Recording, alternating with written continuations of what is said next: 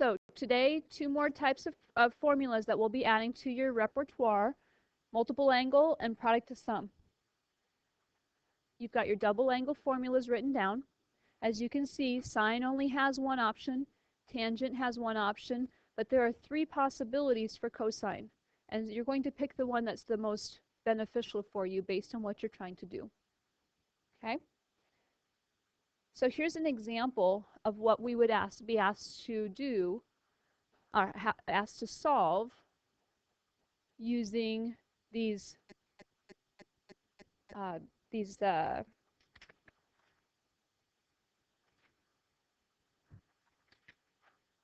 the double angle formulas. Get to the right page here.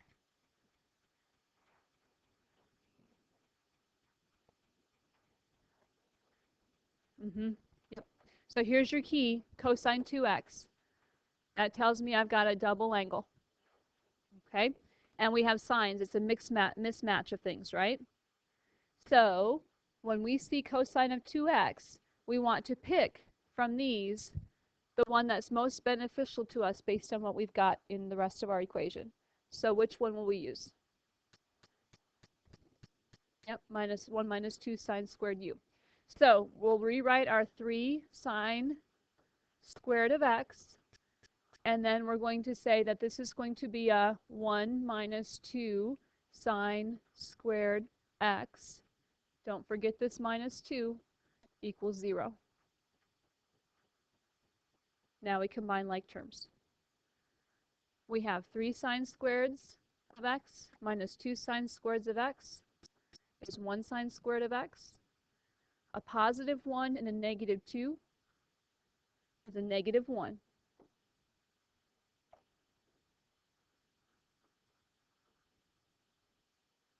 Okay? Now you could factor if you wanted to, difference of squares, or you can take that negative 1 to the other side. Either way, most people will likely do this. And how do we get rid of a squared? Square root it. And we have to be careful not to lose half of our answers. Yep, plus or minus 1. So then we ask ourselves, where is the sine of x equal to a positive or a negative 1? And you can go back to your unit circle, or if you do a good job of graphing, you can find those values. At positive 1, it will be, so here's 0 and pi and 2 pi. Where is it positive 1 at? Pi over 2. Where is it negative 1 at? 3 pi over 2. You could use your unit circle for that as well. You can. Yep, you don't have to recreate that. So that plus your flashcard with your double angles and, yep. How do you turn cosine 2x into 1 minus 2 sine squared of x? Okay, so what we said was, hey, we have actually 3 formulas for cosine. So we're going to pick the one that we think is going to be the best and most beneficial to us.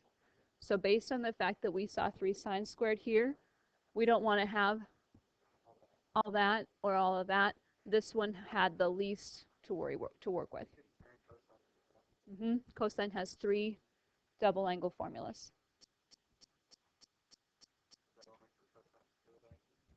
Only for cosine 2 of x. Yep. Okay. So answers were, now you can simplify this. Your book will say something like this: pi over 2 plus pi n, because it's every pi that we have this happen. This is our positive, and then pi later is going to be our negative, and then pi more is a positive and pi more is a negative. So you can write it like this, or you could write it as the 2 separate ones, realizing that you're being redundant. Okay, pi over 2 plus 2 pi n, comma, 3 pi over 2 plus 2 pi n is redundant. Just pi n in this case, because every pi from here, we're going to get a spot where it's either positive or negative 1. So they're being more precise and concise by giving this answer. Okay? All right. Next example, we want to rewrite the expression using a double angle formula. So we have 4 times the sine of u cosine u. And we want to rewrite that using a double angle. So where in our double angle formulas do we see anything with sine and cosine together, multiplied together? The first one, okay? Sine of 2u is the same thing as 2 times the sine of u cosine u. Okay? But we don't have just one of the, or 2 of these, right? How many do we have? 4. So we've got, yeah, it's double. So we're doubled. So this is the same thing as 2 of these sines of 2u, or 2x. We want to use the same variable. Okay? This is more than just one of these. It's double them. Okay? This was a sine of 2x. Yep, it should be a 2, not a squared. So we have to be careful with our 2's and make sure that they're squared when they're squared and 2's when they're 2's.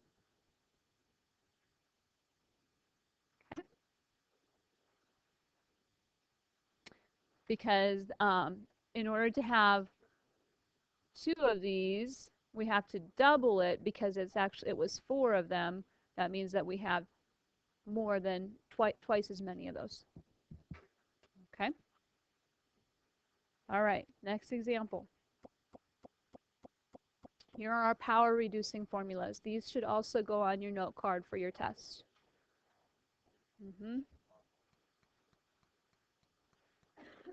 So sum and different formulas, double angle formulas, power reducing formulas.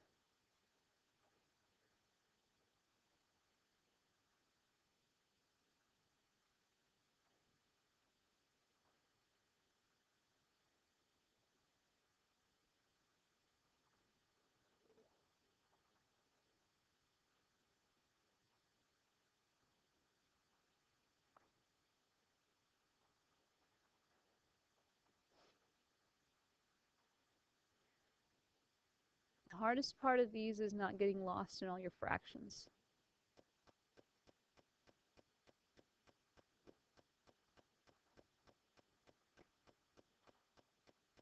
I found I had the best luck when I worked the whole width of my paper on these.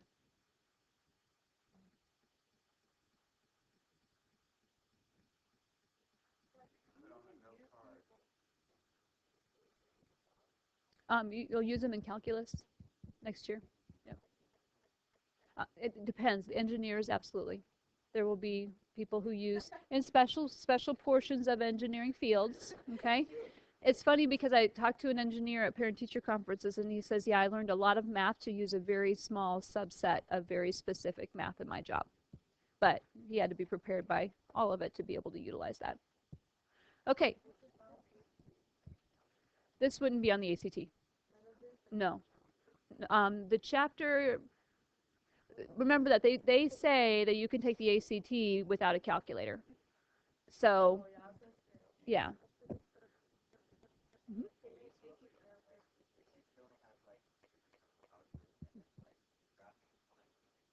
Right. Yep.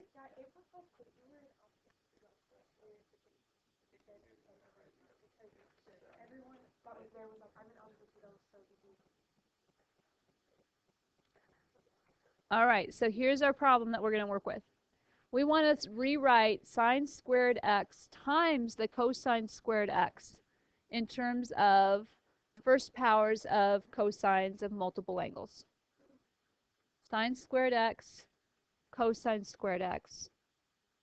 And we're going to rewrite those using our power reducing formulas. Okay. And this is, we have to be mindful of your fractions. So sine squared u is 1 minus cosine of 2u over 2. So we'll rewrite sine squared x as 1 minus cosine of 2x over 2. That's this guy. Now we're going to rewrite cosine squared x as 1 plus the cosine of 2x over 2.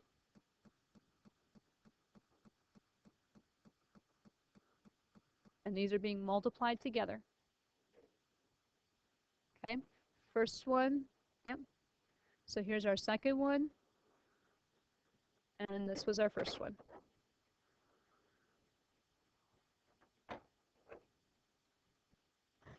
Okay, we're multiplying them. Yep, FOIL the top, and we'll get 1 minus a cosine 2x plus cosine 2x.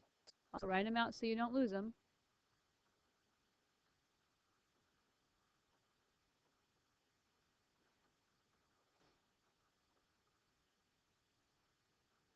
And then minus cosine squared of 2x, right?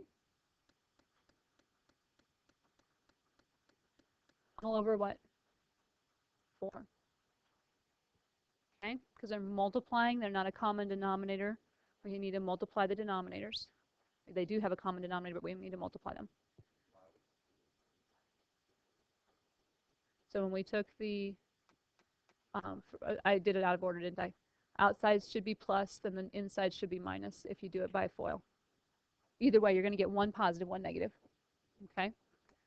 We're typically used to doing it this way. Okay? So, net result,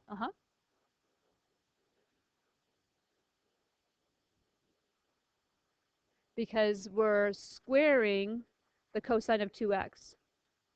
We're taking the cosine of 2x times itself. So it's not going to just double the angle. Okay? Good question.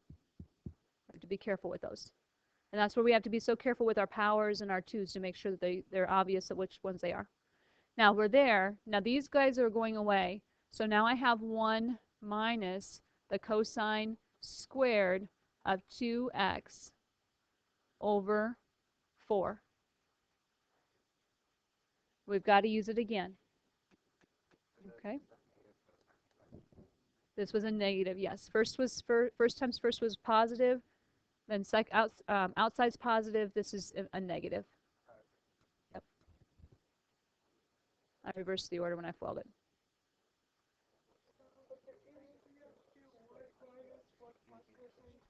Okay.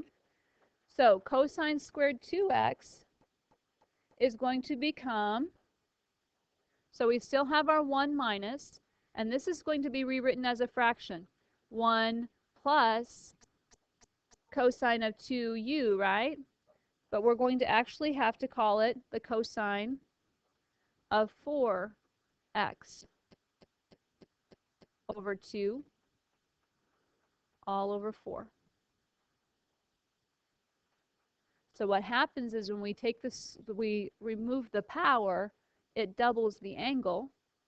So we're removing the power, it's doubling the angle again.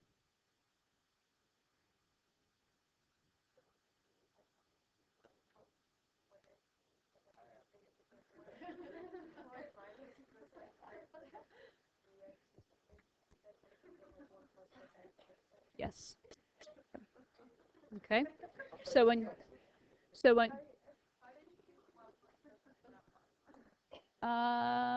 it should be plus because I'm doing, so this was still this minus from here, and cosine squared of 2x has the plus in the middle. It's the sign with the negative. The sign had the negative, the cosine had the positive. And this negative from here is still here. So all I've done is substituted cosine 2x in here. And that negative's still there, the 4's still here, and the 1's still here. Okay. Convinced? Rachel, you're good? No. Yep. Got a cosine squared here. Yep. Okay. So that just went here. This little piece right here is all of this. All right, so almost there. Let's finish it off. This numerator needs a common denominator. Common denominator is going to be 2. So I will have 2 minus 1 minus cosine 4x over 2 all over 4. Okay? So what I'm doing here is I'm saying I need to have a common denominator. This is being multiplied by 2 over 2. So that's where that 2 came from. Okay? And then this minus sign is going to be distributed through to each of these. So a negative 1 times 1 is a negative 1. A negative 1 times a positive cosine of 4x is a negative 4x, a cosine of 4x. And the 2 is now my common denominator.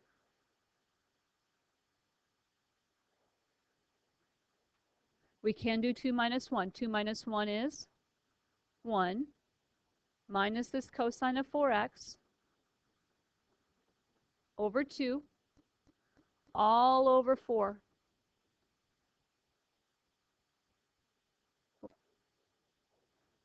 Yep, when we divide fractions, we multiply by the reciprocal. Flip it and multiply. So we'll get 1 minus the cosine of 4x all over 8. Your book may write it as 1/8 times 1 minus the cosine of 4x, and that's okay. This 2, the 2 up here was combined with this negative 1 to get a plain old 1. Okay? Yeah. All of that is this.